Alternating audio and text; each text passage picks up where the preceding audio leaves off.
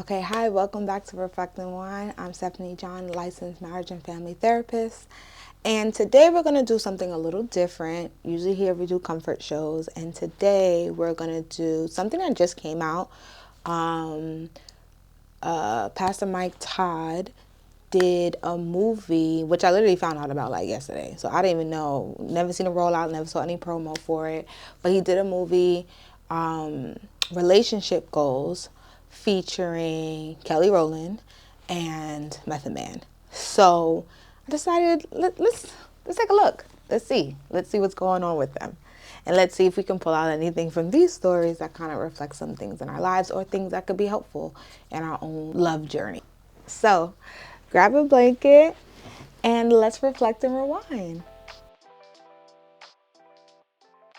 So, in this movie, we have the main character, which is Kelly Rowland. She goes as Leah. We have two friends, Brenda and Tris. I hope I'm saying her name right. And then we have Method Man's character named Jared. So from this movie, I'll do, I guess, each character's storyline. We have Leah. We find out that Leah is single. She also has this very intense list around who she's looking for, what type of person she wants to date.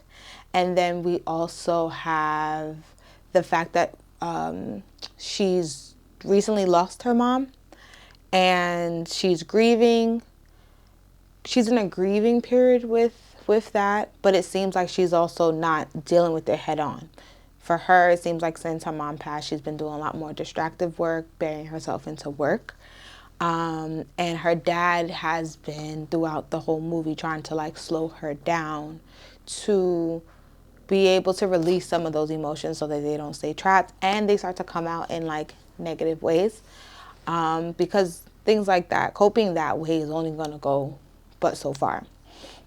So we find out she's at the job. She's giving a little Mary Jane energy with her little sticky notes around her house. But we find out at the job that there's a promotion coming up. In this promotion, Method Man, apparently from a different place, is also up for this job, and they have to figure out a way to work together. In the midst of him being introduced, we also find out that they used to date. So they used to date. It seems like he's cheated and they broke up, and it seems like it was a really devastating heartbreak for her. Maybe something, dare to say, that she never fully got over. So they meet, he's at the job, and he brings up, they had to find like a Valentine's Day special for the news anchoring show segment. And they bring up that, well, he brings up that Mike Todd has this book, and maybe we can talk about how, like, when trying to find love on your own doesn't work, what happens when you bring faith into it. So they go down that rabbit hole of using the book essentially as a reference. Now, this book is a real book. It's a real book outside of it, and it does have like various points. So we're on this journey with this book. They have to travel for work to meet with Mike Todd in his hometown. Goes out there, and in it we are seeing like this journey of Method Man saying that he's different now. Well, let's say Jared. Let's use his name. Jared saying that he's different now, and that he, since reading this book, has changed his ways. He has left stuff behind, and that he's trying to date more intentionally. And that's the one takeaway that he was able to do from this book, is the fact of dating more intentionally will give him a more holistic love life and closer to the things that he actually wants, and maybe not the superficial short-term gratification that he was dealing with before, or allow himself to fully enjoy before. Now, Leah is saying she don't really believe him. She doesn't even really want to spend time with him. She doesn't even have making time for him, which is fine, right? But they're having this back and forth, tit for tat, trying to figure out how to work together, for one, and keeping it professional. Her not falling into what may feel like comfortability, because she did love him, right? Like, she wasn't the one that broke up with him. He's the one who cheated, right? And now, towards the end of this movie. She ends up getting the job promotion. He ends up forfeiting the job. Oh, wait, no, let's go back. So towards the end of the movie, they come back. They figure out a way to make this thing work between the job and having like a really good segment. They end up going on a date with each other, and the defenses kind of went down, and they were intimate. And it's interesting in this intimacy moment, I had like a question of like, did Jared actually change? You know, because yeah, he's saying it, but there's been small moments of him being the same keep on popping up, a girl calling or like whatever keeps on popping up. So my question was like, did he really change, and how would she know? Like, what's the data of different? You know, like he's saying the right things, but that's not often enough, right? Like in the real world. So they're having this date. They end up sleeping together, and in them even sleeping together, she wakes up very regretful, right? Like, I didn't want to do this. I didn't want to fall into you. And the truth of the matter is, you hurt me. Like, you hurt me. And in them separating from that scene, she's like devastated, and he says to himself, like, this was the best night. So maybe that there is, I guess, generally something there. We do get to the point where she does say, well, where they do meet. We get to the point where they do meet, and she's with her. We get to the point where she's with her friends. At some point, she's like, okay, I'm done. He ends up forfeiting for the job. She gets the promotion. He ends up leaving. Was about to leave to go pick up a job elsewhere in another state, just I guess based off of the type of industry that they have. And her co-workers / friends encourage her to like go get your man kind of thing. And she's like, well, can I just not call him, you know? And they're like, no, you have to do something dramatic. Now, I don't know in real life if we should just be throwing out big gestures or willy-nilly. And I'll get to that when we get to the other friend couple situation, because I have concerns. But she runs to the place or whatever and is on some, you know, like, I want to make this work. And he says yes. And in it, my thoughts were, I don't know if this was a couple that came to me and they told me that this is how they like reignited their relationship, I would have a few questions. They can do what they want, right? Like, but I would have a few questions as to like, how did you know this person changed? What was some of the data, right? She said for her, she was having this long list, and a lot of the stuff on the list was superficial, sure. But I wondered, and in it, it sounded like the book was trying to say not to have one. And as a therapist, I have used the intervention of writing things down, because I think to write things down, you're able to see what's going on. Now, the thing I think I would have said, just so that we're staying focused on the goal, right, is maybe not have a list, but maybe we really take a hard look at this list and get down to the core values and core characteristics that you're truly looking for, and crossing out some of these very frivolous 6'2", green-eyed, chocolate, he got a 10-figure job stuff. Like, let's take that out, right? And let's get down to the nitty-gritty. So I wonder if we were to look at her list and count the things that really counted, is this man actually that? And did they have enough time to see that, you know, versus just getting caught up in the feelings of what this was, versus, and even the fact of the idea of him leaving. Was it like the rush of feeling like up against time? And, you know, like, was it a lot more adrenaline attached to this relationship than what it actually would look like moving forward once we kind of get out of that very fresh early dating season? But I would say this. When she did tell him at the airport, like, hey, I want to be with you, he did say, like, I'm dropping the job. Like, I'm going to go to LA and whatever, but I am going to drop this job and come back. And if there's nothing else, that did give me some inkling of maybe he is very serious about this girl and really wants to make it work this time around, I think it would have been that. Like, I can see how that for someone could be hard data, as in like, oh, he's committed to me and he's willing to make it work underneath whatever circumstances and not necessarily take the job. Now, I don't know how realistic that is in real life. In the case of us, like just dropping jobs and not having one and being able to be with somebody, like, I think there's a way we could have the conversation, but those are the questions I would have for that particular couple friend group people. Okay, so then we have Brenda, and Brenda was a girlfriend of, she was an anchor. She was the girlfriend of a basketball player, I believe. And they've been dating for 4 years, and it doesn't seem like he's willing to propose. It doesn't seem like he's even on his radar to propose. So along her journey in this show, and them going to Tulsa, listening to Mike Todd and his wife speak, reading the book, she hits this point of thinking like, well, what am I waiting for? Like, I may have to make a decision to end this relationship if there's no real signs of this going anywhere. I don't think he wants to marry me. Now, the questions I had in my mind as a therapist was, why do you want to marry him? Right? Like, what are the attributes? Like, do we want to get married just for the sake of being someone's wife?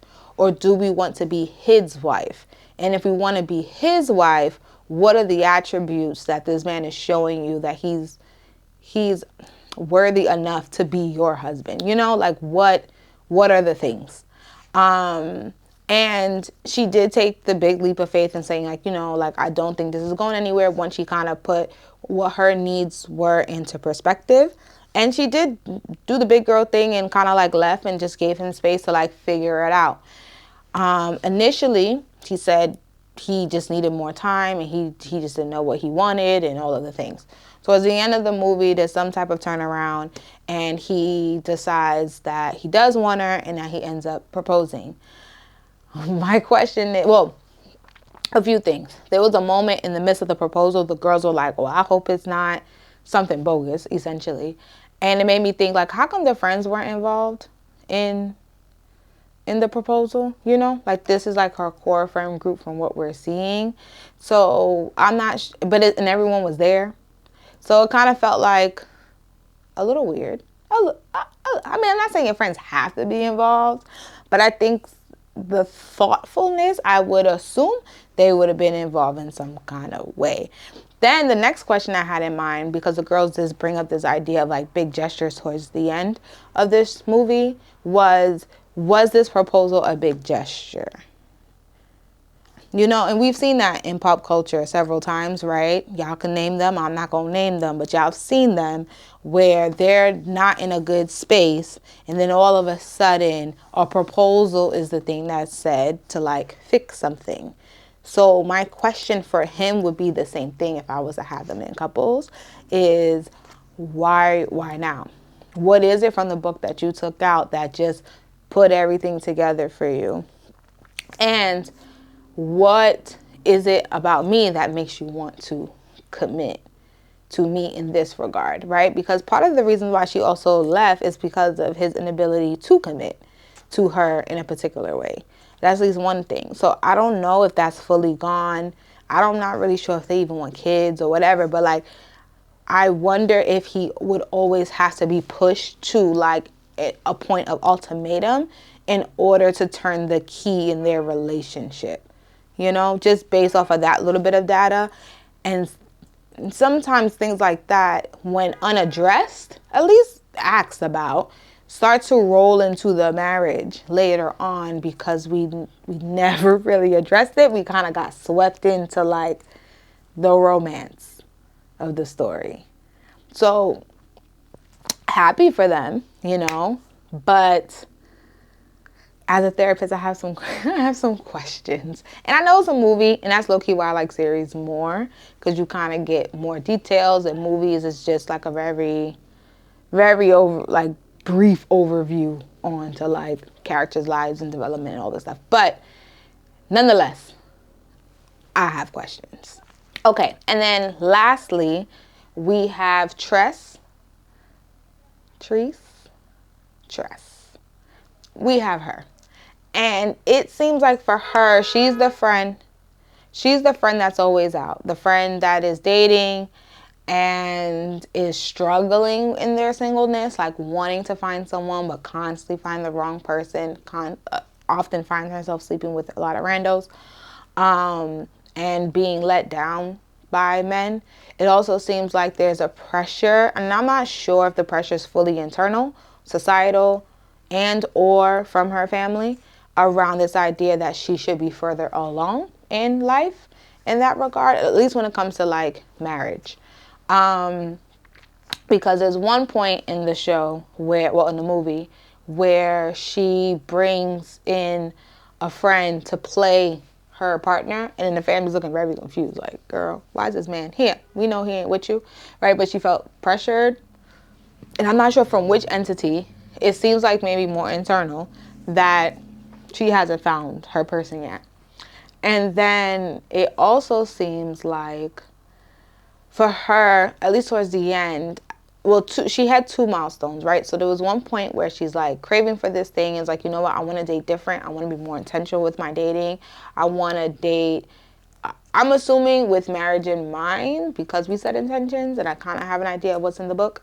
But it wasn't really working out too well. But I would say this, when she was on that little dating clip scene, she did dodge a lot of bullets. Because if we're saying in the past, she would have probably slept with most or with some of these people in these scenes, and then by being more intentional has eliminated that interaction for people who weren't going to stay, for confusion or whatever else, then in a lot of ways it has been helpful, this particular news.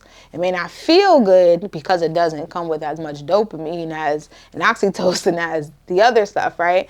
But it does eradicate confusion, right? And then she gets to the point at the end of the movie where she's saying, like, you know what?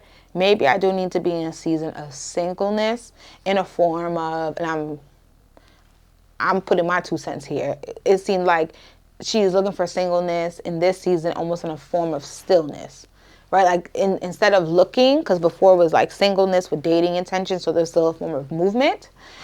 In this season, it seems like she was thinking more of, let me be single, let me just be still and enjoy myself in it. And that's it, right? Because the truth is, singleness is a beautiful season, right? Like, and I'm not saying it's not frustrating when we're willing to like turn the pages, but there's a lot of self-reflection, self-love, self-exploration that you can have in that season, that once you're married and once you have children, it can just get a little bit more challenging to have room and time for those things, right? So it does seem like for her reaching that point may be a benefit, because even for her, I have questions, right? Like, I have questions as to where are the stressors coming from, society, home, her. What are the goals that she has for herself outside of career and husbandhood or relationshiphood? Are there things that she just generally wants to do? I would love to explore some of the self-esteem stuff, like what does relationships equal to you? And if we are dating intentionally, like almost like prepping for that next phase of singleness that she tried before, what would that look like? And this is low-key when I would kind of put in a list of some sorts, right? Of just the idea of just like, if we were going in for intentions, do we even know what we're looking for? Kind of thing. Would we even know what's good versus not, and not always looking to be chosen in that regard? Because you too, as a woman, are participating in the choosing. Granted, it takes two people to actively have a relationship, but it takes two people. You can't just like be in a relationship solely because someone asked you to be in it, you know? So those are the types of questions I would have for her, so that when she did, and that's just some, right, of the questions I would have, and also trying to figure out what are some of like the behavioral patterns in the case of when we do date, what does it look like? I have a lot of questions, so that when the time is right, when the time is right, she's able to get closer to her goal in a more like genuine capacity. and it's not someone just chasing something or a dream that they have in their head, and it's not like a real concrete thing. Okay. And then lastly, I want to say this. This movie was cool. If y'all know me, I like series. Like, movies were nice, but it just don't do meat and potatoes. You know, there's no being Mary Jane in that regard, because some of these questions I do have, or some things I feel like were rushed, would had more time to like play itself out in a series. So that's just the nature of just movies versus TV shows in general. But I would say this, in this show, what I did like is the level of friendship and support the girls did have for each other. You know, like, they were, if they needed somebody, they had somebody. And even for Leah, Kelly Rowland's character, she had also her dad that was trying to look out for her best interest when it came to her being able to like grieve her mom, you know? And I'm thinking, even that, like, even if Leah was my client, I would definitely tell her to do individual. And I would definitely have to touch on the grief and how it's impacted her. And what does the grieving process, like, what has it looked like for her? What would happen if she was to slow down? I mean, granted, she ended up slowing down a little bit, but we also don't know what that means moving forward, right? Like, we can't just assume happily ever after.